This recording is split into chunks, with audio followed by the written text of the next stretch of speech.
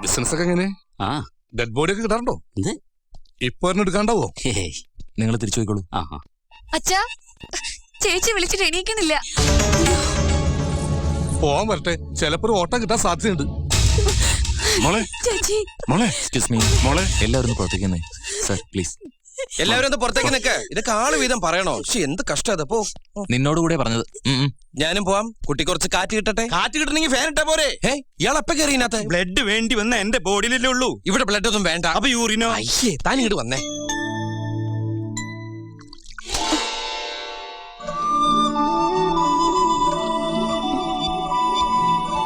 ഞാൻ ഡോക്ടർ ശിവദാസ്. ബോധമില്ലാ പെണ്ണിന് ഡാക്ടർ പയ്യൻ. ഈ മാരേജിന്റെ വേൾഡ് ഹിസ്റ്ററിയിൽ ഇത് ആദ്യത്തെ സംഭവിക്കുള്ളൂ. പെണ്ണ് ബോധം കെട്ടിയെടുക്കുമ്പോ ഒരു പെണ്ണ് കാണല്. ആദ്യത്തെ സംഭവമൊന്നുമല്ല. എന്റെ പെണ്ണ് കാണലും ഇങ്ങനെയൊക്കെ തന്നെയായിരുന്നു. ഒരു വ്യത്യാസമേ ഉള്ളൂ, എന്നെ കണ്ടതിന് ശേഷം പെണ്ണിന്റെ ബോധം പോയത്.